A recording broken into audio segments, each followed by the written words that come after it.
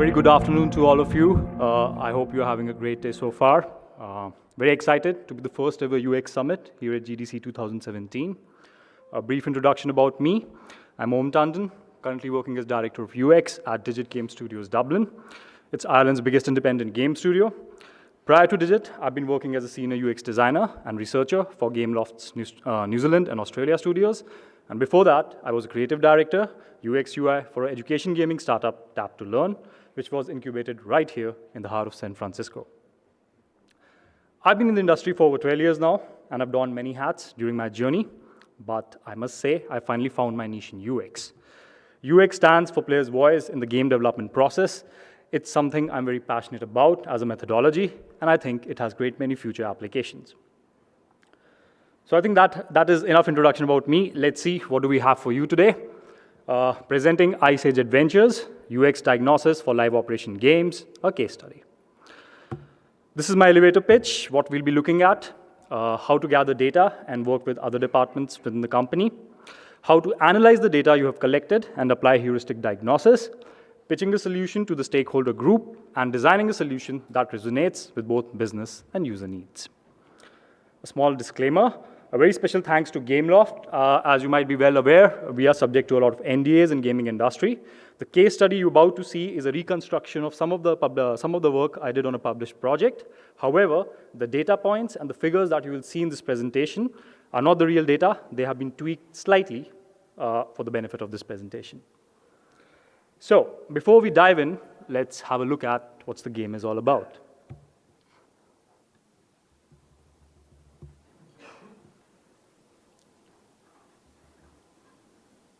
Yeah, there was supposed to be sound as well, but it's there. My daddy says it's okay to eat you. You could pretend to eat me in a super fun game of charades. Oh, come on, everybody! Build it. Hey, need a rescue? So that was the fun part, guys. No, I promise there are more videos. So as you can see, this game was based on a very strong IP, Ice Age series, which has a huge global fan following. It was targeted at a casual player base, and the game was all about rescuing animals, building a shelter for them, and the players could do that by playing popular casual games like Match 3, Infinite Runner, and so on. The target demographic for this game included IP fans, young adults, parents, and a lot of stay-at-home moms. A lot of this data was generated through our active community pages. We had a very strong community for this game, and our community managers interacted with the most engaged players almost on a daily basis. A few more stats about the game. During its lifetime, it racked up 40 million downloads worldwide. We had a super active player base of 5 million daily active users, and it was one of the top performers in Gameloft's portfolio. Now, as a lot of my fellow UX designers would agree, sometimes when we are moved around projects, we inherit suboptimal designs. What exactly do I mean by that? Any game designers in the house?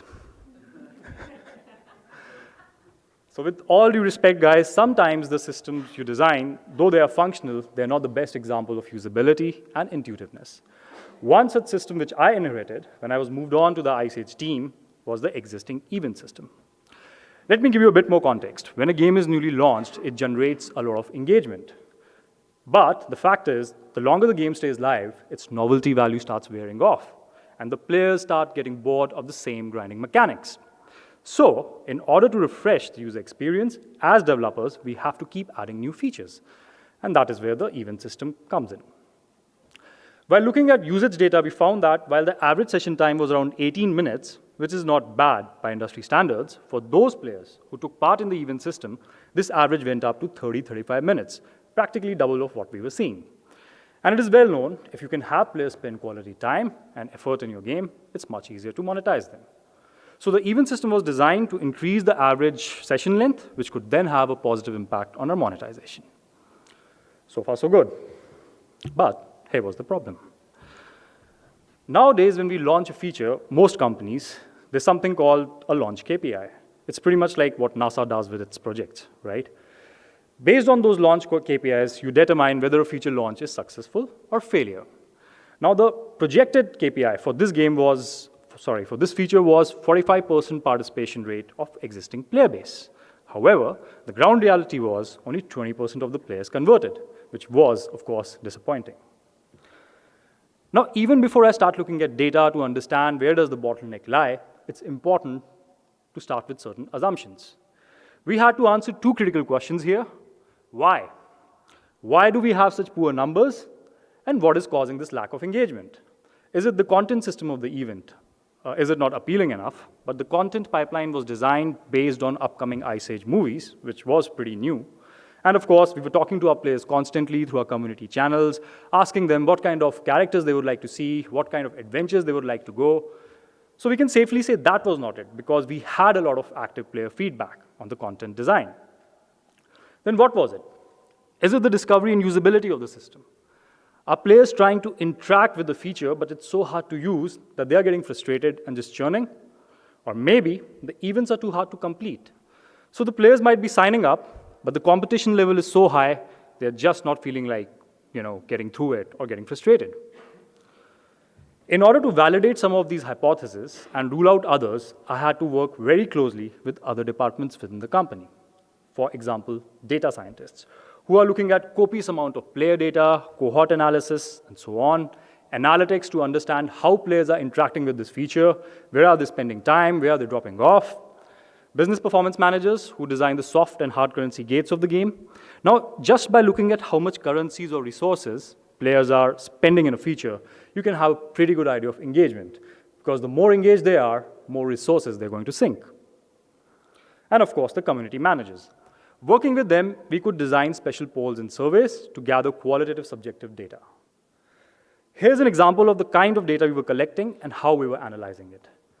Number of people clicking on the events icon, number of people hitting the join button, number of people dropping off from various drill downs, event completion rate, and specially designed surveys and polls.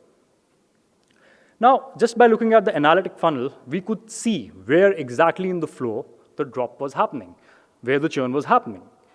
This, of course, gives rise to the next natural question. Why is that churn happening? Now, in order to understand that, we applied a very popular UX methodology, which is called heuristic diagnosis.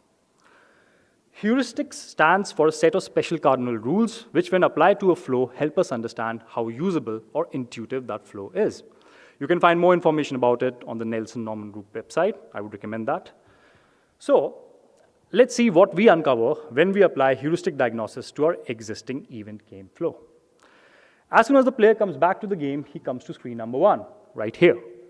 Now, this information that a new event is available is presented as a notification pip in the bottom left corner of the screen, right above the trophy icon. To give you a bit more context, when a game is newly launched, as a UX designer, you only want the most important call to actions to be presented, because you don't want to overwhelm the player or create a choice bias. However, as I mentioned earlier, this is also true. The longer the game stays live, in order to keep refreshing the user experience, we have to keep adding features. And what does that imply? For a game like ours, when the player comes back, he will see 5 to 6 notifications, as you can see, waiting for his attention. These could be the daily reward systems, your alliance systems, help requests, special offers, and so on. So it is very much possible that this information, that a new event is available, might be getting drowned in that noise. Now, if the player clicks on the event icon, somehow, he'll come to screen number 2. Here, the events are presented in a laundry list format. Now, by their very nature, our events were designed to fall into different buckets, like daily, weekly, monthly, and so on. But tell me, as a player, can you make that out just by looking at the screen? And that information is important, because different players will engage with different event types based on their preferences. I may be the kind of player who just likes to play daily events, because that's the kind of time commitment I want to do. But you can see that I cannot make that decision just by looking at the information on the screen. If the player clicks on one of the event type, he's brought to screen number 3, where you can see some more information about the rewards, some call to actions, and access to leaderboards. If you click on the leaderboard button, you are brought to screen number 4. Here, player can see the leaderboard and his position relative to rest of the players in the game. Now, let's take a step back and try to analyze why is it in the first place a player would like to take part in the event system. Well, there are 2 things. What are the rewards? What is it I as a player will get if I take part in the event system or sink my time in it? And second, what is the risk involved? What are my chances of getting that reward? And that is what comes through by looking at the leaderboard. Now, it is possible that at any given point of time, we may have 3 to 4 events running in parallel, let's say daily, weekly, monthly, and a seasonal Halloween special. Do you really think, as a player, I would like to go through 3 drill downs and 4 clicks in order to gather all the risk and reward information I need for each and every event type? And we are talking about around 16 clicks and 12 drill downs. That sounds like a lot of work, right? So probably the short answer is no. And when we looked at our analytics, that's where we found a lot of churn happening, because people were losing their way going down these multiple drill downs. It was a big pain point. The next screen, this is the worst possible screen, by the way, which I've saved for the last. This is the screen the player sees when an event is expired and he logs back into the game. Let's try to see what's going through the player's mind when they see the screen. Yeah, there's more fun, just wait. So imagine you are a player returning back to the game. You see a nice congratulations message. What are we doing here? What we are doing here is we are creating anticipation. We are raising expectation. Imagine you are hungry. You walk into a pizza parlor. What's going through your mind? The chef is plating up a slice of pizza for you, and you're salivating. You are expecting positive gratification any minute. And that's what our player is expecting. I mean, it's a bit exaggerated, but you get the idea. So she's expecting all sort of exotic rewards to fall her way anytime soon. However, let's see what's actually happening. Here you are coming back to the game. You see all the smoke and mirror, and then your final score is 0. Your rank is in thousands, and your reward, big fat none. You don't deserve it. Go away. So, after creating anticipation and raising expectation, when the player sees the screen, she's like, what the fuck just happened? I mean, while she was expecting positive gratification, and then she sees a screen which is utterly lacking in any kind of encouragement, it seems almost like a dirty trick, almost like a slap in her face. So, after applying heuristic diagnosis, here's a list of issues we found out. 3 drill downs and 4 clicks to gather all risk and reward information that player needs for his decision making. Text walls, which were repeated throughout all the drill downs, that's a suboptimal design. Busy layouts, confusing CTAs, and event over screen, which lacks any kind of encouragement. Yeah, that's a long list. Now, you saw that how we collected qualitative and quantitative data, which helped us understand where exactly the churn is happening. We applied heuristic diagnosis, so we know why that churn is happening. Do you think now I have enough information to start designing a solution? Not yet. Because even before I can think of start designing a solution, there's one more step in between. And that is getting a stakeholder buy-in. The stakeholder group can vary in composition from company to company. It can have your product leads, dev leads, creative directors, and so on. Now, it is important to understand that any update schedule, as in case of our game, has been decided upon 3 to 6 months in advance. So if you turn up at the last minute and say, hey, by the way, we have an important UX fix to push, it's just not going to happen. Trust me, you can take my word on that. What we need to do is we need to get a stakeholder buy-in. So here I am presenting my analysis to the stakeholder group, which is the product manager and the dev lead in my case, and the product has a question for me. Well, this makes sense, but why do you think it's more important than 50 other improvements that we already have lined up? And the devs have their own angle. Whatever solution you come up with, will it reuse existing widgets? Because if the solution involves creating and writing more code, that can inflate the sprint time, thereby delaying the overall release schedule, and that's going to be on my head. I didn't want that, of course. Now, this is where you leverage working very closely with other stakeholders within the company. Based on the analysis, the business performance managers projected there would be a 15% drop in revenue if we do not push for this fix. And this helped turn the tide. The product saw that there's a strong case for UX revamp. Yeah, the money really talks. That got them sorted. And the devs also understood that it's important, but we have to be very smart and efficient about carrying out any changes. Now, perhaps you can understand why it was important to get a stakeholder buy-in. Because I'm not free to design just any solution that might be so expensive to build that it will never see the light of day. Instead, the solution I needed to design had to hit 3 distinct goals. Business goals of increasing player participation rate and boosting ROI, user experience goals of reducing cognitive load and making the whole experience feel more rewarding, and of course, the development goal of working within strict budget constraints. So now we have a green light. The first thing I like to do afterwards, in order to start on a solution, is to look at the root cause of the problem.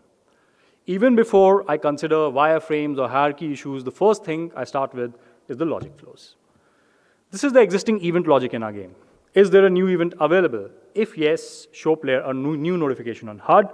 If player signs up, maintain the new notification. If not, just show him the remaining time. Now, you may well recall when we were applying heuristic diagnosis, I did point out for a game like ours, which has been live for long, anytime the player comes back to the game, he has 5 to 6 notifications waiting for his attention. And we deduced it is possible that this information that a new event is available might be getting drowned. Or it may be the player is so used to the notification spam, he just treats it as white noise and blanks it out. Either ways, the discovery of this system is suffering. So what did we do? We added another step. Trigger an event sign-up UI at launch. Now, whenever a new event is available, we trigger a sign-up UI. What that does is, it allows player to sign up for the event without going through any further drill downs if he so wishes to. What did we boost? We added discovery.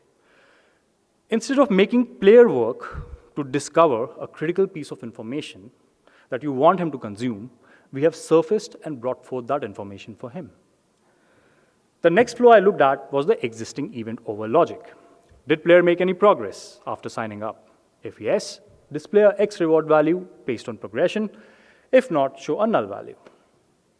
Now, a lot of my programmer friends would say, what's wrong with this logic? It makes sense, right? If the player did not make any progress, he would see a null reward value. But what I would like to argue is, while the logic is spot on, from a neuropsychological point of view, we are dealing with a very casual player base, a lot of teen and tween players. And when we show them a reward screen, they're expecting positive gratification.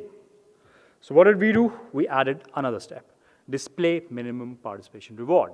Now, even if the player does not make any progress after signing up, we still give him a small participation reward.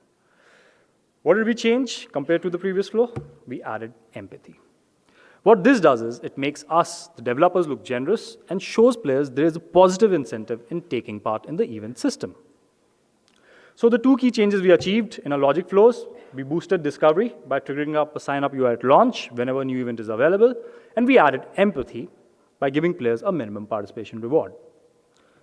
The next step was, of course, to do some whiteboarding sessions, some brainstorming, along with your game designers, producers, and all the other parties involved. We created some rough wireframes. Once we were happy with those, we created digital counterparts, and after we've iterated enough on these, we created a working prototype. So let's see, what did we change in the new flow in order to address all the issues that we saw during the heuristic diagnosis stage. Now when the player clicks on the event icon, he's brought to this view. You can see that each event is now its own bucket using a tabular system. We rearrange the information hierarchy so it's easier to read from top to bottom and left to right. And leaderboards is now a smart slide-in, slide-out drawer. What this does is, this layout allows the player to gather all the risk and reward information he needs within the very same view without switch of context, and it reduces the number of drill downs from 3 to just 1. So the key changes we achieved in our new flow, we rearrange information hierarchy so it's easier to digest. We reduce drill downs from 3 to just 1 click. Leaderboard is now a smart slide-in, slide-out drawer. And we reduced cognitive load because we got rid of all the drill downs altogether. So we have a solution now, which looks pretty good. The next step, as per UX methodology, is to test it. Now you would ask, why should we test it? We have tested it enough among ourselves, right? I would like to highlight the mindset with which the designers used to work earlier was about design for people. And I say, I'm not the kind of designer who designs for people. You might find that controversial, right? After all, UX is all about people. Let me expand on it a bit more. When designers earlier used to say, we are designing for people, they are making all sorts of assumptions. Yes, this is what the players will like. Yes, that is what the players would like. Or they might ask few people around them, and that gave them the idea, okay, design for people, I know what they want. but still, they're working just on assumptions. Instead, UX as a methodology promotes for designing with people, and that is where focus group testing and usability testing come into play. Now, normally, you would go for a full-blown usability test, but since we were pressed for time, we did the next best thing, and that was a focus group testing session within the company. Luckily, in a studio like ours, we had 3 different teams working on 3 different projects. That meant we had a pool of players who did not know what's happening much in other teams' project. So we had a perfect pool of players who could give us unbiased reviews. We tested our prototype with them, we got some positive feedback, and on basis of that, this solution was greenlighted. The next step was, of course, to work with the UI designer on this project and the front-end engineers in order to make sure justice is done to our vision and to solve any UX problems we may encounter while implementing it. Happy to say, we managed to push this update out on time with this new fix, and we were all very pleasantly surprised with what happened next. This new update not only managed to meet the launch KPI of 45%, but within a small window of time, we saw the engagement rate go all the way from 20% to 80%, which was a humongous 300% jump compared to the previous update. Important thing here to remember is, without redesigning or rehauling the entire event system, or writing copious amount of new code, just by applying the correct UX methodology in not only diagnosing the problem, but also designing a solution which resonated with our player base, we were able to have such a huge impact on our KPIs. Next, there was a debrief session, and we had some clear-cut takeaways. Do not create unnecessary choice biases. Do not overwhelm the player with too much information. Boost discovery. If there is a critical piece of information you want players to see or interact with, do not bury it. Do not make them work to discover it. Instead, surface and bring it forth for them. Show empathy and use reward streams to convert players. This is interesting because after we added the minimum participation reward, we saw that a huge chunk of players who were just earlier signing up but not making any progress saw a positive incentive in taking part and started interacting with the system. And this partly led to the huge 300% jump you saw in the previous slide. Last but not the least, leverage data. Work very closely with other departments within the company. Because not only will they help you gather qualitative and quantitative data to diagnose an issue, but when the time comes to make a push for the UX fix in front of the stakeholder group, they'll be there backing you up, helping you make a stronger case. So with that, ladies and gentlemen, we've come to an end of our presentation. I hope it was informative, and the floor is now open for questions, I guess.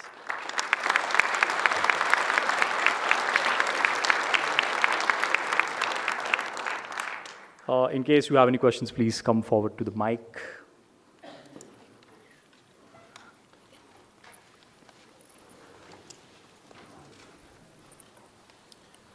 Hi, James Berg, researcher with EA. Great presentation, thank you. Thank you very much. You mentioned for this particular example, you're under some pretty severe time constraints. So I'm wondering, what would you have approached differently if you had all the time that you, well, maybe not all the time you wanted, but a realistic amount of extra time added? What would you have done differently to approach solving the UX problems? That's a very good question, in fact. So there's a contrasting methodology that you have to apply. If I had more time, a reasonable amount of time, let's say with UX built in, what we would do is, ideally, we would like to get players' eyes on the prototype much earlier. We will not say we have something, we are okay with it. We will do a proper, thorough survey. And afterwards, once it's designed, as I mentioned, because we were pressed for time, we did a focus group testing session. So briefly, I'll just expand on that. Focus group testing session done with 6 to 8 people within your company is not as informative as a usability test session. In a usability session, you can have actual real-world players. You can invite them from outside, and you can observe how they're playing the game. What you get is a goldmine of information, which is like much more reliable and much more solid to work with, rather than coming up with something just for the sake of it. Both solutions are effective, but I would always prefer having more time beforehand. You had mentioned that you're adding this after launch, and that can be like really challenging to get something in, then change an existing system. Did you have any kind of like resistance to adding things that were changing an existing system? And was there anything you did to lubricate that process to make it easier for players to understand the change? Could you repeat that question? I think. Yeah, was there anything that you had to do in designing the system to make it so that players who were already familiar with the old system were easily able to transition to the new system? Yeah, so again, yeah, you're right. So what you normally do is you trigger something called a modular fatui, right? And if you notice, this layout was not that far from the previous one. It's just that we cleaned it up, we made it much easier to switch between event types, and the only biggest addition was the smart slide and slide out drawer. So for that, we utilize something called a modular fatui, which is triggered first time the players come into the tutorial. And since it was a much easier system to interact with, it was a hit with them. Thanks. Cool.